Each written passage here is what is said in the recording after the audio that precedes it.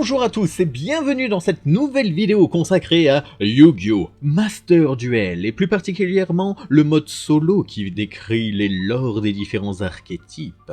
La dernière fois nous avions vu le deck Ruine et Peine consacré au monstre rituel du même nom et aujourd'hui nous allons en fait rester dans le thème des rituels avec entre autres les mégalithes qui sont des monstres justement exclusivement rituels. Qui sont des espèces de statues, pour faire simple, que vous pouvez voir justement sur l'image. Et ce qui est assez marrant, c'est que ce sont des monstres rituels qui s'invoquent sans magie rituelle. Ils s'invoquent tout seuls. Et c'est super marrant. Et il y a des effets absolument craqués. Et on aime les effets craqués. Et ce qui m'intéresse d'autant plus, c'est surtout de découvrir l'histoire qu'il y a derrière ces lores. Derrière ces petits monstres justement mégalithes. Et nous allons voir ça tout de suite.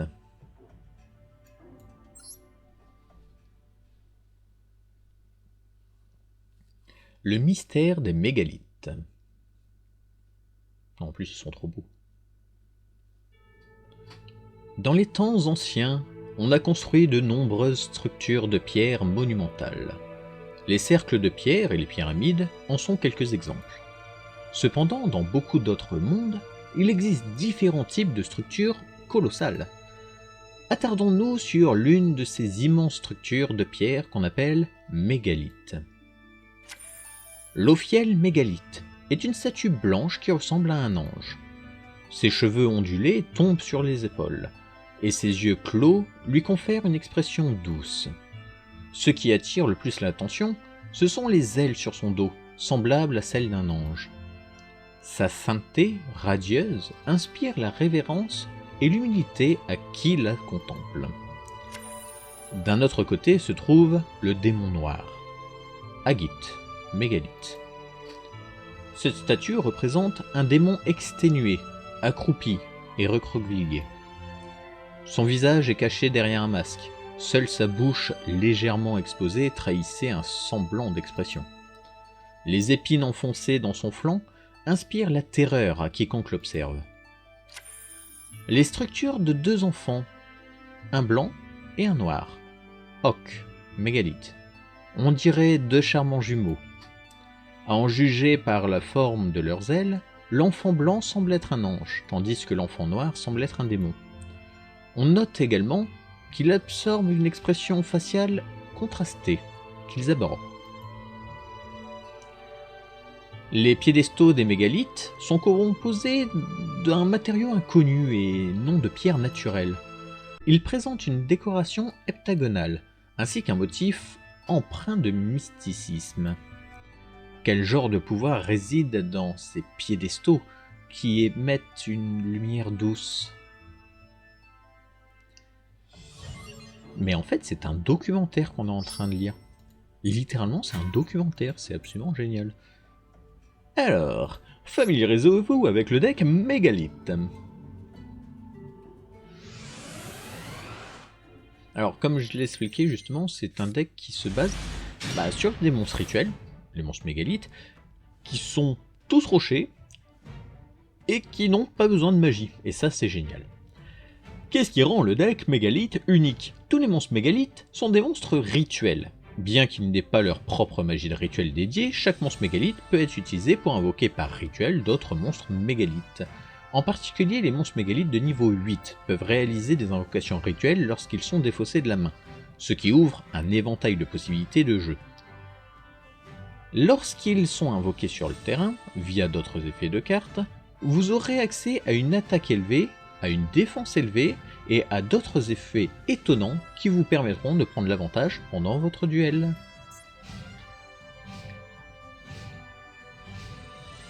Ah, il a pas joué, il est mort tour 1.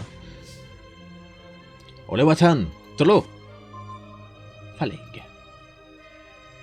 Vous avez pioché Phaleg mégalithe. Activez l'effet de Phaleg et invoquez par rituel Aratron. J'active l'effet de mon monstre. J'ai tellement... Ok, excusez-moi. Donc, on le défausse. On va envoyer l'autre. Parce que toujours la dissidence. on envoie l'autre pour justement invoquer par rituel celui-ci.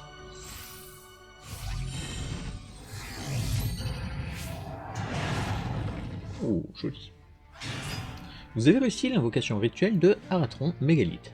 Aratron est un monstre puissant qui peut annuler les effets adverses qui ciblent les cartes sur votre terrain. Attaquez directement les points de vie pour gagner. Oui, bon, c'est tout. On nous montre juste un effet de monstre, c'est tout?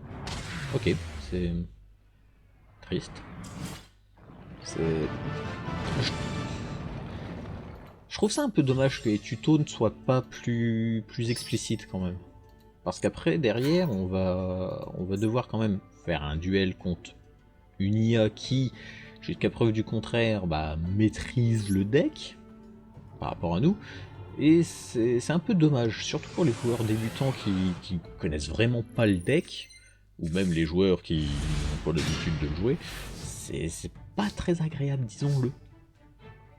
Alors, qu'est-ce qu'on a? Ciblez un monstre, donc rocher, qui est banni ou dans votre cimetière, et qui ne peut pas être invoqué posé normalement, et invoquer le spé.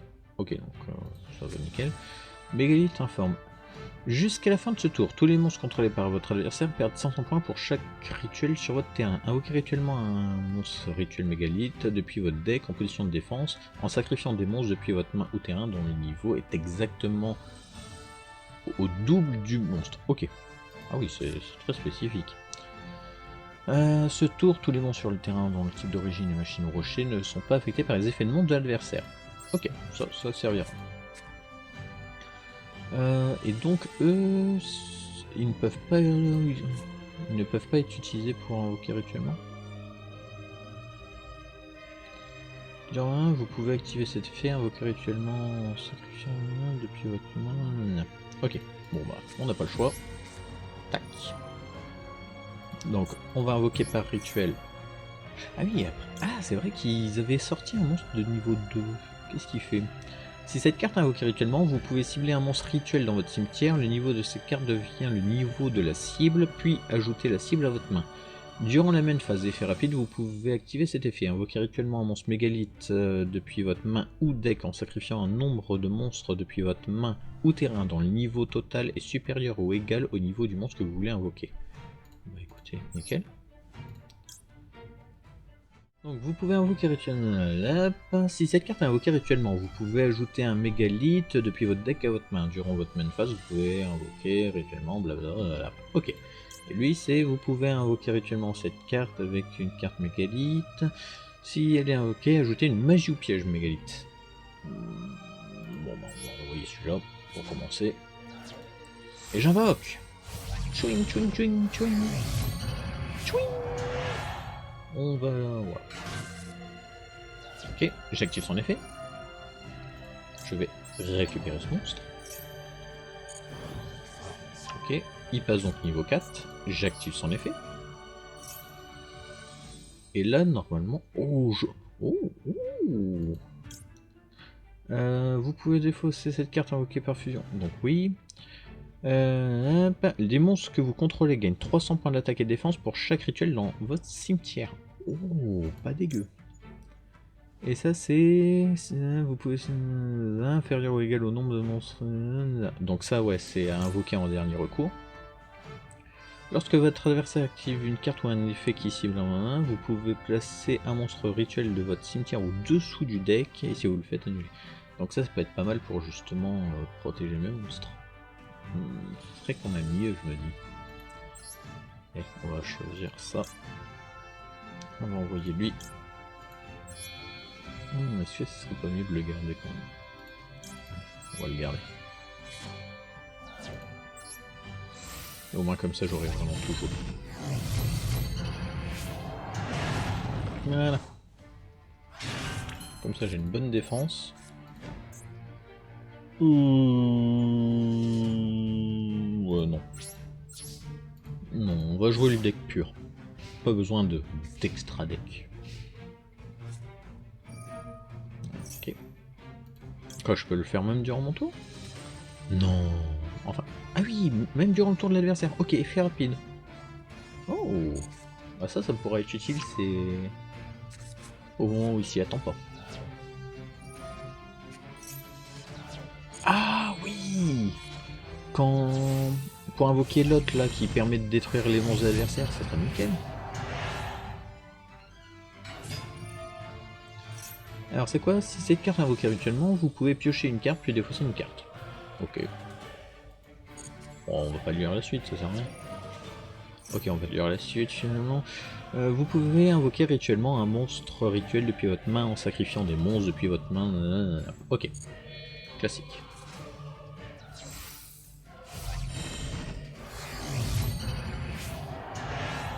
Ok.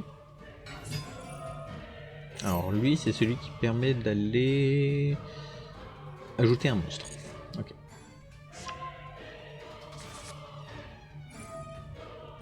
Ensuite, il va réinvoquer. Ok. Et il va invoquer qui? Ah, zut. Bon bah mon plan tombe à l'eau. Bon après c'est pas grave, j'ai plus d'attaque, j'ai plus de défense que lui il a d'attaque. Donc il pourra rien me faire. Ok, très bien. On s'en sort, on s'en sort. Pour le moment on est bien parti. Oh là, autant de l'eau. Mais ça je peux pas le faire en fait. C'est bien un nouveau monstre machine au rocher qui est banni ou dans le cimetière qui ne peut pas être... ouais. Alors, on va activer son effet.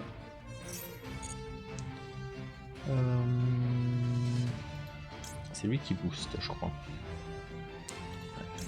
Et lui, si cette carte a un, vous pouvez aller chercher une magie ou piège. Ah, ça pourrait être pas mal la magie ou piège quand même. Et elle, c'est le monstre. On va aller voir un peu niveau magie et piège ce qu'il y a. On va continuer à jouer en défense par contre.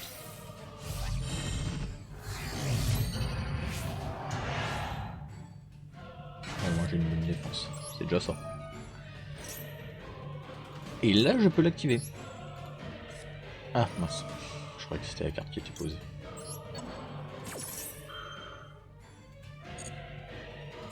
Ah oui, oui, ok.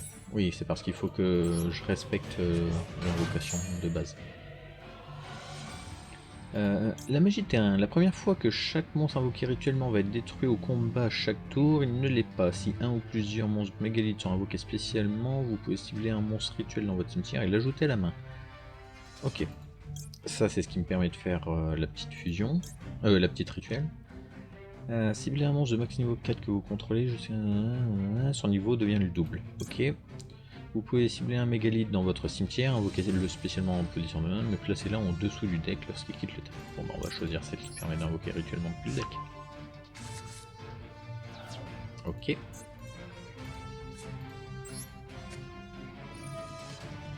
Oh, après qu'il me mette 500 points, je le passe en attaque lui, je le détruis, je suis tranquille. Ouais, c'est pas si bête que ça. Hein. Parce qu'après le double, là, ça va être compliqué. À part me réinvoquer lui, mais j'ai déjà activé son effet, donc ce serait pas pertinent. Et si j'utilise tout, ça servira à rien. Ouais, on va diminuer, tiens. Ça va faire mal. Yet. Ça, c'est fait. Ok. Alors lui, par contre, il peut quand même invoquer par... Ouais. Ouais. Ça va être gênant. En fonction de ce qu'il invoque. Qu'est-ce qu'il invoque? Ok. Ouais.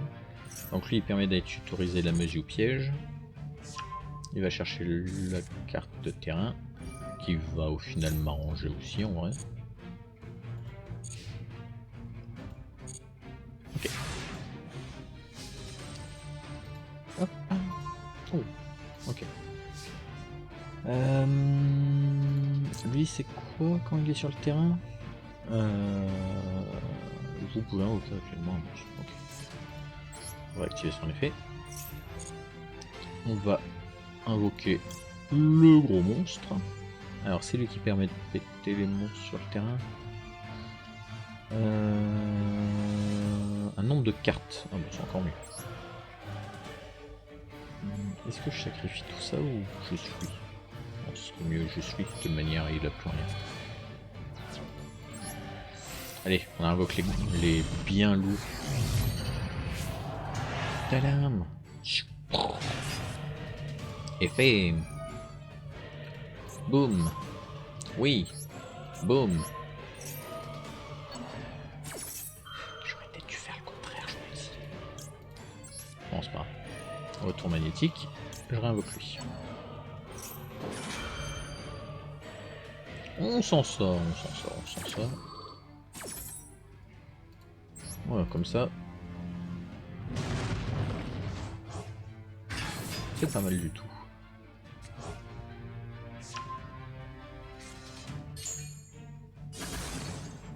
Ok.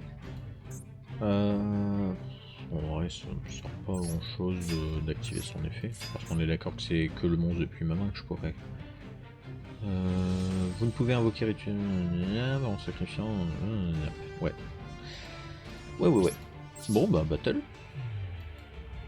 Yet.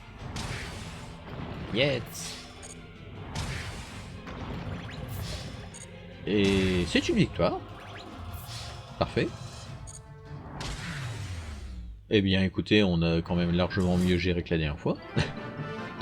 Ou alors l'ordi a mal géré. À voir. Ok, ça c'est fait.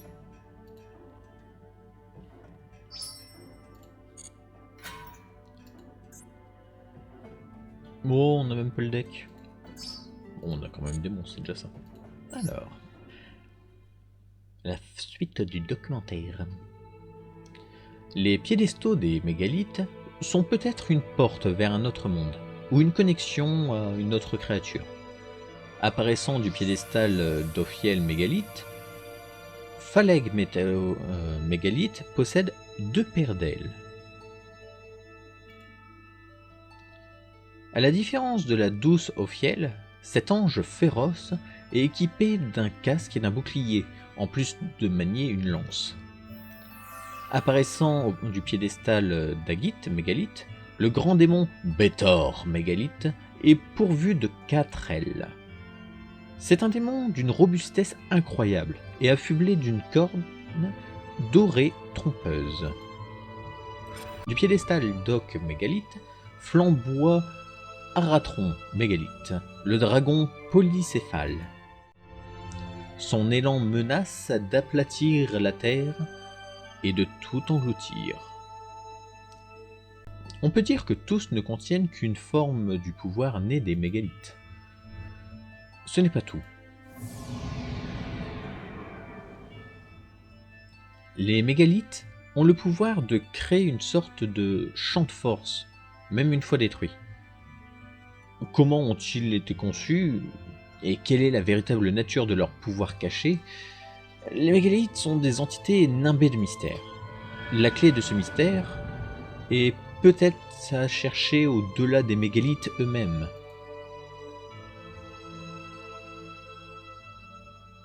Oh, effectivement, c'est fort mystérieux. Gate clear. Et événement miraculeux encore débloqué. Non. Eh bien écoutez, c'est sur ce petit mystère que nous allons nous quitter. Merci d'avoir regardé la vidéo jusqu'au bout et je vous dis à très vite pour la suite du lore de Yu-Gi-Oh! Master Duel. A plus.